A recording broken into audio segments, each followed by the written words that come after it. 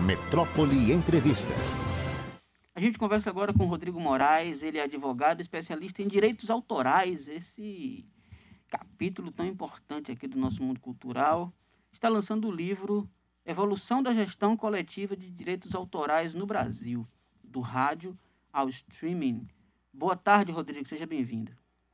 Boa tarde, James, boa tarde a todos aí, Abraão, tudo bem? É um prazer enorme estar aqui falando com vocês. Tudo indo, prazer nosso também.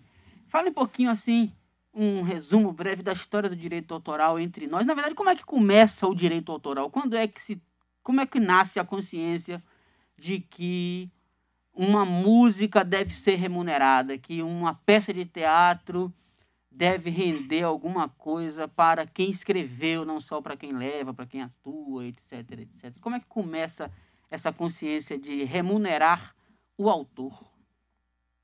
James, o Brasil ele chega atrasado nessa questão do direito autoral, até porque Portugal tratava sua colônia tentando ao máximo evitar que aqui tivesse faculdades, né, universidade, ou seja, até a questão do livro. Então, veja que a primeira lei de direitos autorais aqui no Brasil só surge em 1898. Foi a chamada Lei Medeiros e Albuquerque. Então, a gente chega muito atrasado por conta de Portugal, né, a metrópole está muito, digamos assim, receosa de que a sua colônia pudesse haver uma proliferação de ideias libertárias. Então, a primeira lei foi em 1898, depois o direito de autor entra no Código Civil de 1916, foi o Código Civil que ficou em vigor durante muito tempo, e aí, com a introdução do direito autoral no Código Civil 16, os autores começaram a se organizar coletivamente. Tanto que, quando o Código Civil 16 entra em vigor, em 1917, surge a primeira sociedade de defesa dos direitos autorais, que foi a SBAT, a Sociedade Brasileira de Autores Teatrais, né, que teve como uma de suas fundadoras a compositora, maestrina Chiquinha Gonzaga. Então, a SBAT, veja que completou em 2017 100 anos. Portanto, a entidade de gestão coletiva mais antiga do país. E aí os autores, havia autores teatrais, havia autores musicais, e depois houve uma briga interna e houve uma separação dos compositores, porque os compositores não se sentiam, digamos assim, prestigiados dentro da SBAT, e aí surge, em 1942, a primeira entidade na área, especificamente na área musical, que foi a União Brasileira de Compositores, uma entidade que existe até os dias de hoje. Então, minha tese, que é esse livro, foi minha tese lá na USP de doutorado, que tem uma linguagem, inclusive, James, que qualquer pessoa da área musical pode ler e pode compreender a história. Então, eu conto toda essa evolução de 1917, quando é criada a SBAT, até as brigas internas, a proliferação de associações, que fez com que várias entidades cobrassem, até que surge o ECAD pela Lei 5988 de 73, que foi o escritório central de arrecadação e distribuição. E aí eu conto até 2017, quando o STJ julga de maneira paradigmática a questão do streaming. Houve uma ação judicial e que o STJ decidiu que o streaming, portanto, é uma execução pública e, portanto, não é uma execução privada. Você, Rodrigo, fez essa cronologia aí muito interessante e citou já os anos 40, né, como o surgimento da SBAT, anos 47. A gente já tinha aí uma... 47, a SBAT foi em 1917. Não, foi 17. 47 é quando vem as cisões e diversos... Exatamente. Em 42 surge a OBC e aí começa a ter uma proliferação. Surge a SBACEN, né? Aí começam outras entidades a aparecerem, o que gerou um grande tumulto, né? Porque imagine só uma música com dois compositores, cada compositor pertencendo a uma associação diferente. Aconteceu isso com Gonzaga, né? Então, cada entidade cobrava e tinha uma tabela de preço diferente. O empresário não sabia nem a quem pagar, nem quanto pagar, simplesmente não pagava. Olha só. Eu queria saber sobre essa coisa do não pagava. Porque, por exemplo, Dorival Caymmi, Já nos anos 30, já lançou sucesso. Ele ganhou direito por isso. Por exemplo, não precisa ser do Dorival Caymmi, mas assim, nesse surgimento da indústria fonográfica no Brasil, os autores conseguiam ganhar alguma coisa. Um Assis Valente, que não era intérprete, conseguia viver do direito de suas canções? Olha, James, até hoje o autor ele não consegue viver de suas composições, só se for um autor muito com uma obra muito vasta, como Caetano Veloso, como Gilberto Gil, como Chico Buarque, ou seja, mas há autores. Então, veja, imagine isso no início do século XX. Então, havia a sociedade ainda não compreendeu o direito de autor, e esses pioneiros, o próprio Dorival Caymmi foi um dos fundadores da União Brasileira de Compositores. Então, esses nossos pioneiros, se nós sentimos dificuldades hoje para o adimplemento dos direitos autorais, na época havia muito mais. Então, veja, quando surgem as primeiras emissoras de rádio, você bem sabe disso, as emissoras surgem, né, naquela visão cultural do Roquete Pinto, de que as emissoras tinham aquela finalidade precípua de trazer cultura, e com o advento da publicidade, do anúncio publicitário, as rádios começaram a ficar comerciais, e se começou a ter dinheiro para pagar músicos ao vivo, ou seja, e aí começou a se cobrar direitos autorais, e havia digamos assim, as emissoras eram muito refratárias ao pagamento, sob o argumento de que, poxa, eu estou divulgando a sua música, então para você é muito bom eu divulgar a sua música. Só que o autor ele não vive apenas de divulgação, porque ele tem contas para pagar, né? Então veja que foi uma luta muito grande fazer com que essas primeiras emissoras pagassem direitos autorais, e não só emissoras. Eu conto no meu livro diversos casos, por exemplo, de clubes que faziam festas de carnaval, e o Ari Barroso também foi um dos grandes pioneiros nessa luta pelos direitos autorais. Então, se cobrava desses clubes porque se fazia festas, mas para os sócios não havia ingresso, mas havia uma banda que recebia, um conjunto musical que recebia um cachê por isso. Então, não é justo que somente o criador intelectual, o autor daquelas canções, nada ganhasse, os autores nada ganhassem, ou seja, os músicos ganhavam, quem montava o palco ganhava, quem montava a sonorização, e esse raciocínio, James, refratário ao pagamento, existe até hoje. Então, por exemplo, o poder público, se a gente for falar da nossa festa junina, nossa festa de São João, que é uma festa tão importante para a economia do nosso estado, há diversas municipalidades que não pagam. Me perdoe te interromper, Rodrigo, mas o próprio município, a própria capital aqui, a nossa cidade do Salvador, que é a cidade da música, tem um problema com direito autoral. Foi resolvido já. Já foi resolvido? Foi resolvido. Ainda bem. Então, foi um problema antigo que veio da gestão passada, lá de João Henrique, e que foi resolvido, sim, já foi resolvido isso, com certeza. Então, veja que há muitos municípios, né, que são ainda inadimplentes em matéria de direitos autorais, o que demonstra que o poder público, muitas vezes, ele pode ser um mau exemplo no próprio cumprimento da lei. Então, se a gente for imaginar, por exemplo, uma festa de São João, imagine que quem monta o palco ganha, quem monta a iluminação ganha, quem aluga a casa para o pessoal de Salvador ir ganha, ou seja, toda uma cadeia, o cachê, a banda ganha, e o autor, que muitas vezes não é o intérprete da banda, e a sociedade não tem essa visão, né? A sociedade acha que quem está cantando ali, aquela pessoa que é o intérprete, que ele que é o autor das músicas. Então, há ainda essa falta de consciência autoral na nossa sociedade. Então, muitas vezes, o autor ele é um anônimo. Muita gente não sabe, por exemplo, quem é Alain Tavares, quem é Gilson Babilônia, né? Quem é Evandro Rodrigues, que fez Baianidade na Go. Então, as pessoas ainda ligam muito à pessoa do intérprete. Então, o autor ele ainda é essa célula embrionária de toda a cadeia criativa, de toda essa indústria criativa. Sem autor não tem música, sem música não tem carnaval, sem música não tem São João.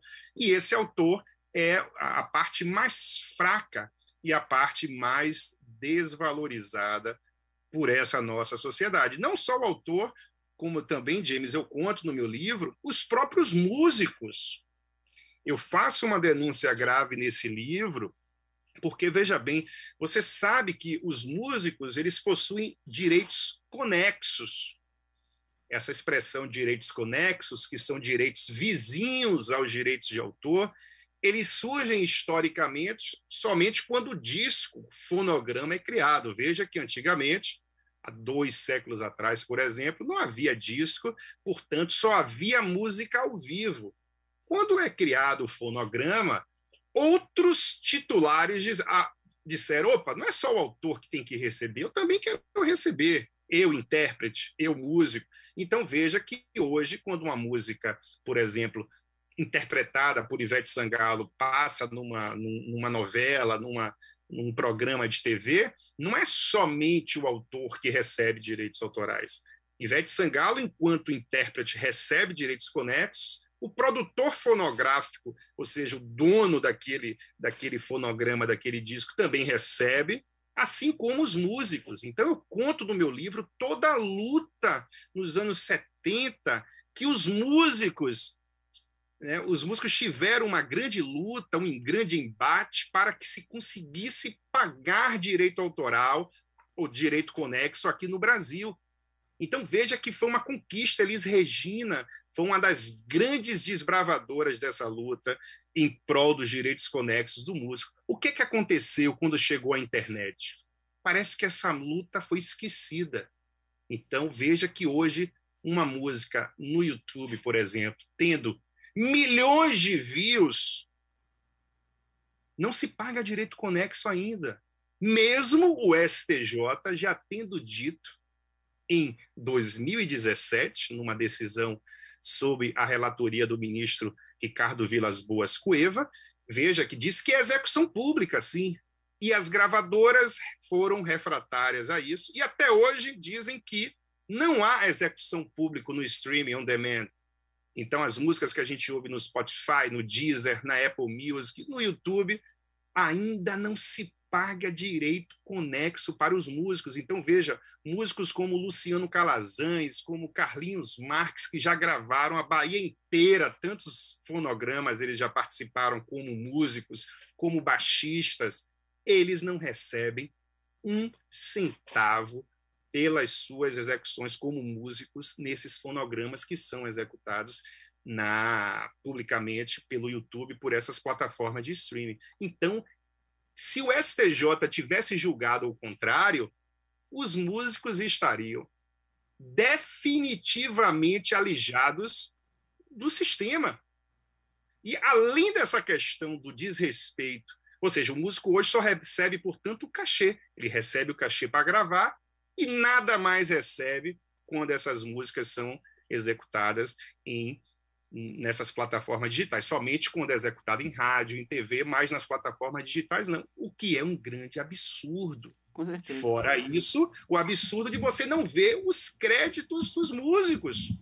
Eu que fui adolescente, comprei muitos LPs, eu tinha, James, e você, como é um estudioso da música popular brasileira, com certeza, você tem essa curiosidade de saber quem tocou baixo naquela música, quem está tocando guitarra naquela faixa, quem é o percussionista dessa faixa, quem é o piano dessa faixa, quem é o pianista. Hoje, a gente não consegue ter acesso a isso. Não há uma ficha técnica mais, porque hoje a gente não compra mais disco, praticamente. E isso é uma coisa tecnologicamente muito fácil de ser resolvida.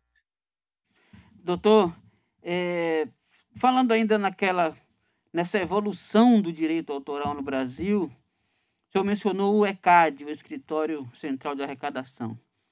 E o ECAD também é polêmico. Assim, tem artistas favoráveis e contrários, autores favoráveis e contrários à atuação do ECAD. Eu lembro de uma entrevista icônica na revista Caros Amigos, eu cheguei a comprar esse exemplar, com o doutor Nemias Gueiros Júnior, também um colega especialista em direito autoral, Lobão e Zé Cabaleiro.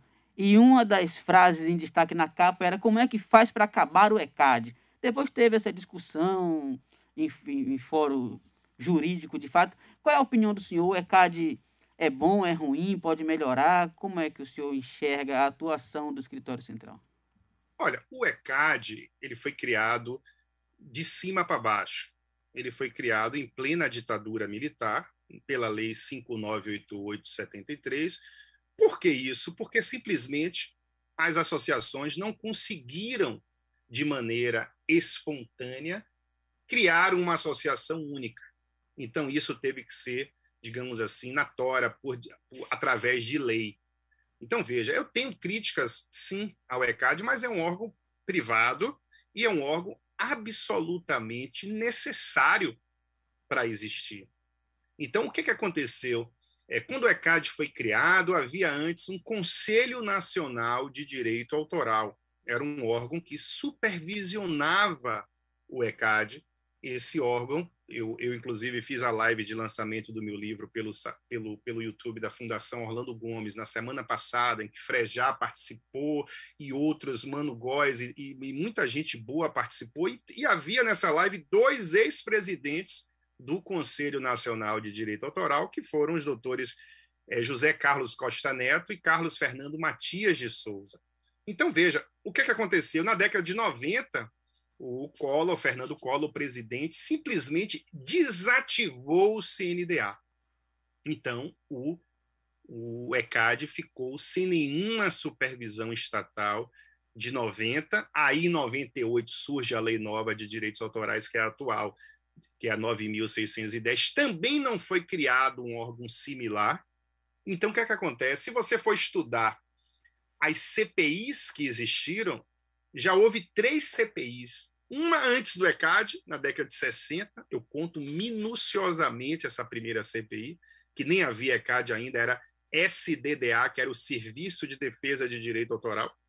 Então, eu conto nessa CPI, Chico Buarque, tanta gente fez diversos depoimentos, e eu conto isso. Houve uma CPI na década de 90 e houve uma outra CPI em 2011. Uma CPI que, por conta desta CPI, inclusive o Randolph, ele foi o relator dessa CPI, e por conta disso surge uma alteração na Lei de Direitos Autorais em 2013, a 9.610 foi alterada, e vários músicos e artistas foram para o Senado para pedir essa aprovação. E veja que hoje, James, existem 7 associações que integram o ECAD. Então, a gente tem a UBC, a gente tem a Abramos, a gente tem a AMAR, a gente tem a Socimpro, ou seja, são 7 no total. Atualmente, depois dessa reforma que teve em 2013, cada associação tem o mesmo poder de voto. Não era assim antes. Antes, a UBC e a Abramos, digamos assim, como tem a maior quantidade de titulares e que, portanto, são as maiores, as que arrecadam mais, elas tinham um poder muito maior internamente. Esse poder ele foi diminuído por conta dessa alteração legislativa. Então, veja, o ECAD ele é um órgão que, para mim, conquanto eu tenha algumas críticas pontuais, é um órgão que trabalha, que funciona e que deve permanecer existindo. E o autor, e muitas críticas que são feitas ao Escritório Central, muitas vezes são feitas sem fundamento. Eu já vi compositor, James, por exemplo, dizendo que o ECAD seria uma autarquia, seria um órgão público. Não é. O ECAD é um órgão privado.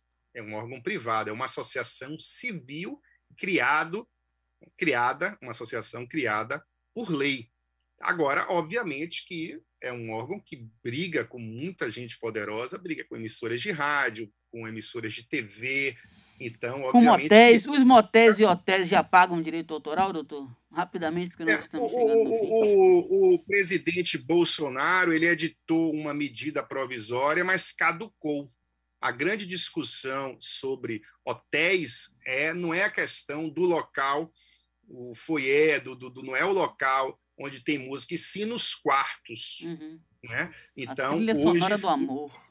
Exatamente. O STJ é pacífico nisso, de que a música no quarto de hotel ele integra o lucro de um hotel, de um motel. Imagine um motel sem música, seria bem diferente, um hotel também sem TV. Então, o STJ é pacífico nisso. Então, Bolsonaro ele fez uma medida provisória por conta do lobby da indústria hoteleira, só que por conta da reivindicação dos artistas, dos criadores intelectuais, e pressionando o Congresso, essa medida provisória caducou. Então, eu sou absolutamente favorável que a indústria hoteleira pague direitos autorais. E veja, James, a culpa para a indústria hoteleira estar com dificuldades, não podemos atribuir isso à música, aos criadores intelectuais, à cobrança de direitos autorais. Pelo contrário, a música é um dos grandes aliados da indústria hoteleira. Com certeza. Doutor, muito obrigado por esse papo. Onde é que a pessoa compra o seu livro?